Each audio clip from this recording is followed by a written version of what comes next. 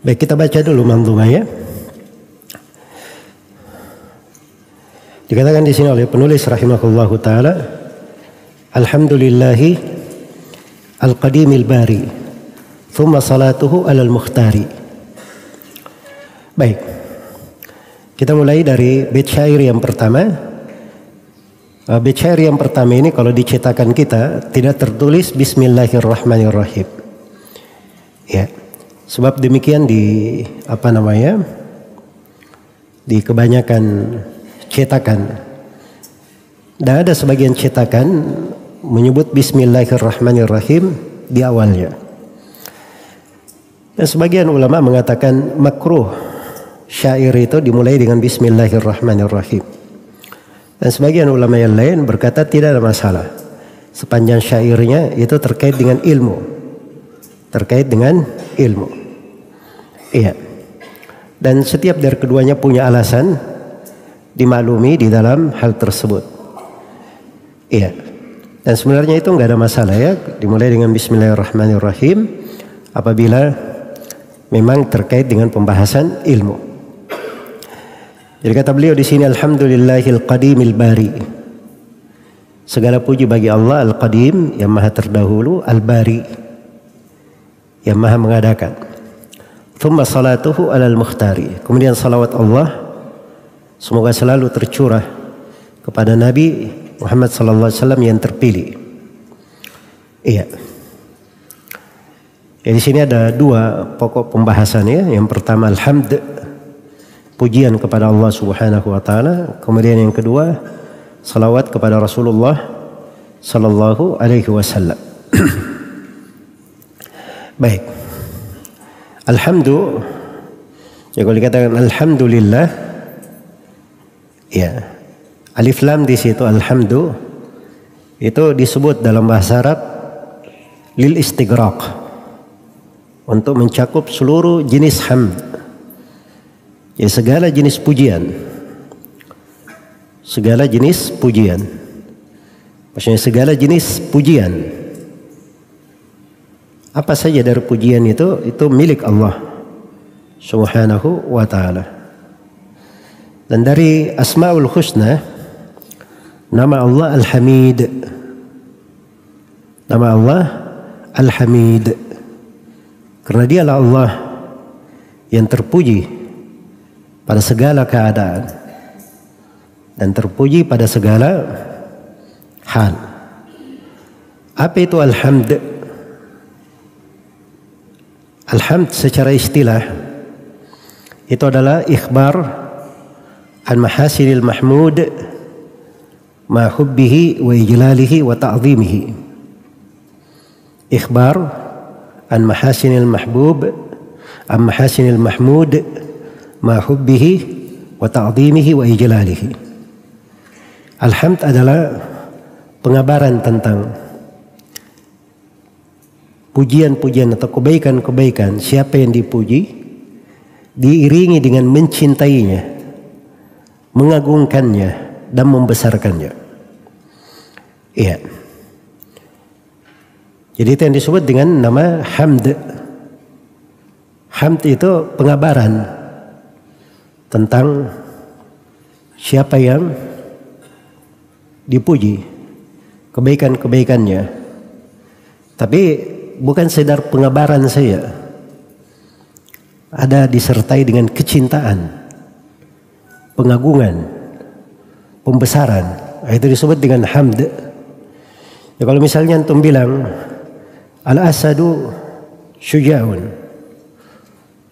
apa artinya al-asadu syuja'un?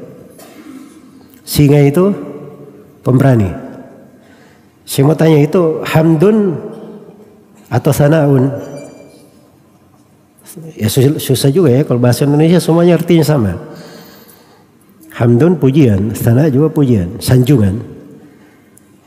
Kalau hamdun bukan hamd, sebab kalau dibilang singa itu pemberani, ya memang begitu kenyataannya. Tapi apakah saya cinta kepada singa, mengagungkannya? Bukan, berarti itu bukan hamd. Itu sekedar sana, pujian saya. Jelas ya? Tapi kalau pujian itu dia pilihkan kata-kata yang layak untuk siapa yang dia puji, disertai dengan kecintaan, pengagungan dan pembesaran kepadanya. Itulah yang disebut dengan alhamd. Iya. Dan alhamd kadang terkait dengan banyak hal. Kadang dengan ucapan, kadang dengan perbuatan, kadang dengan kondisi, keadaan. Iya, itu disebut hamd. Allah Subhanahu wa taala Hamid, Maha terpuji pada agama dan syariatnya, dan terpuji pada ketentuan dan takdirnya. Pada ketentuan dan takdirnya. Jadi itu yang disebut dengan alhamd. Lillahi. Lillahi. Sini ada 3 nama ya, ada 3 nama. Allah, Al-Qadim dan Al-Bari. 3. Allah, Al-Ismul Al-Ahsan, Al-Ismul A'zam, nama yang terindah, nama Allah. Dikatakan lillahi, lamnya di situ lil istihqaq wal milkiyah. Maksudnya dialah yang paling berhak, dialah yang memiliki segala pujian. Ya, lillahi, hanya untuk Allah. Dan nama Allah ini adalah nama yang paling agung dari seluruh Asmaul Husna. Nama yang paling agung dari seluruh Asmaul Husna. Karena itu dikatakan dalam Al-Quran di 4 tempat dalam Al-Quran, walillahil asmaul husna. Iya. Al-Asmaul Husna itu ada 4 tempat dalam Al-Quran. Salah satunya itu dikatakan milik Allah lah Al-Asmaul Husna. Jadi disebut nama Allah Al-Asmaul Husna. Tidak dikatakan walir rahmani walir rahimil asmaul husna, tidak. Tapi dikatakan walillahi, milik Allah. Iya. Karena itu dia adalah nama yang paling agung dari Al-Asma Al-Husna. Menurut salah satu dari beberapa pendapat ulama di dalam pembahasan ini. Baik. Kemudian disebut 2 nama di sini, Al-Qadim. Al-Qadim yang benarnya ini bukan nama ya. Al-Qadim di sini masuk ke dalam bab Al-Khabar, pengabaran tentang Allah Subhanahu wa taala. Karena tidak ada di dalam nas Al-Quran dan hadits Rasulullah sallallahu alaihi wasallam yang menunjukkan bahwa Al-Qadim masuk ke dalam Asmaul Husna. Nama yang paling sempurna bagi Allah itu sudah ada di Asmaul Husna, mencakup kandungan dari Al-Qadim, yaitu nama Al-Awwal. Al-Awwal itu yang maha pertama. Iya, dan Nabi sallallahu alaihi wasallam menafsirkannya,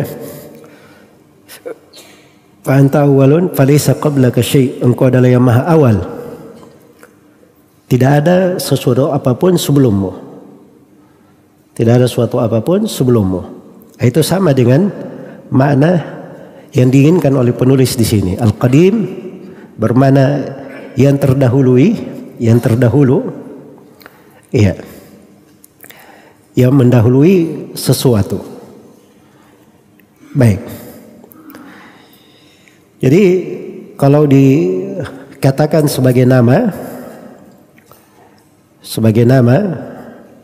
maka ini agak repot ya Al-Qadim, sebab tidak ada dalil dari Al-Quran dan Sunnah yang menunjukkan itu.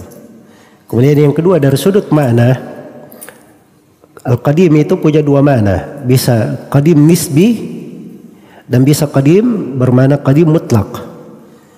Dan kalau dikhabarkan tentang Allah, dipilihkan yang paling bagus maknanya, yaitu Qadim secara mutlak, tidak ada sesuatu yang mendahuluinya. Tapi ini penggunaan kata Al-Qadim, ya, dari bab Al-Khabar, pengabaran, itu boleh saja. Boleh saja. Tapi dari sudut penggunaan, ini kadang-kadang digunakan yang lainnya itu lebih utama, lebih bagus. Baik. Kemudian nama berikutnya Al-Bari. Al-Bari. Ya, Al-Bari ini dari Asmaul Husna. Dari Asma Al-Husna. Karena disebutkan di dalam Al-Quranul Karim. Disebutkan dalam Al-Quranul Karim 3 kali. Iya. Antaranya firman Allah, fatubu ila bari'ikum. Dan di antaranya firman Allah subhanahu wa ta'ala, huwallahul khaliqul bari'. Iya. Jadi itu Al-Bari namanya. Al-Bari itu dari kata al-buru. Al-Bari dari kata al-buru. Artinya sesuatu yang baru dimunculkan, baru diadakan. Iya.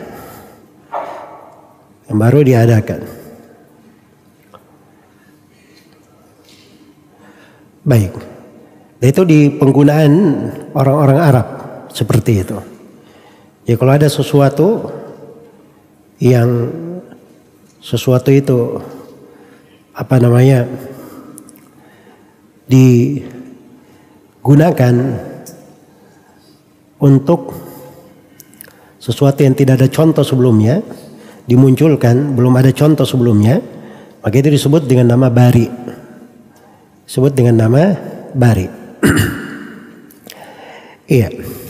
Jadi Al-Bari itu maknanya yang maha mengadakan, yang maha menciptakan dari makhluk tersebut. Jadi alhamdulillahil qadimil bari. Sini penulis di awal mandumanya memuji Allah dengan hamd. Kenapa seperti itu?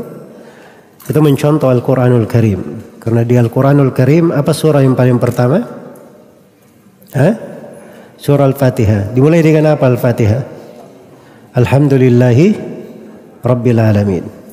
Dan banyak surah dimulai dengan Alhamdulillahi. Alhamdulillahi. Itu di beberapa surah dimulai dengan Alhamdulillah. Jadi penulis di sini mencontoh Al-Quran Al-Karim. Jelas ya? Baik. Itulah seorang, memang oleh penulis di sini diajari bagaimana seorang itu dalam ilmu, menuntut ilmu. Dia itu banyak memuji Allah Subhanahu wa taala dengan lisannya, dengan perbuatannya, dengan kondisinya. Dia puji Allah Subhanahu wa taala. Iya. Setelah menyebutkan di sini beliau bawakan 3 nama ya. Ini ada hubungannya dengan pembahasan beliau karena beliau di sini membahas tentang sirah Nabi Shallallahu Alaihi Wasallam, makhluk yang paling mulia. Tapi beliau ingin isyaratkan bahwa Nabi Muhammad Shallallahu Alaihi Wasallam juga dalam makhluk Allah Subhanahu wa Ta'ala. Allah yang menciptakannya, Allah yang mengadakannya, Allah yang mengadakannya. Ya. Maka kalau seorang melihat dari kehidupan Nabi Shallallahu Alaihi Wasallam, berbagai kebaikan, keagungan, dan manfaat, maka semuanya itu sebenarnya harusnya kita memuji Allah Subhanahu wa Ta'ala yang memberi anugerah kepada umat Islam ini dengan diutusnya seorang Nabi seperti Nabi Muhammad Sallallahu Alaihi Wasallam. Baik, jadi itu balaghah ya, karena kadang seorang penulis itu kalau dia menulis sebuah pembahasan, dia isyaratkan di pendahuluannya pujian kepada Allah, tapi ada kata-kata yang mewakili apa yang akan dia bahas, apa yang akan dia kaji.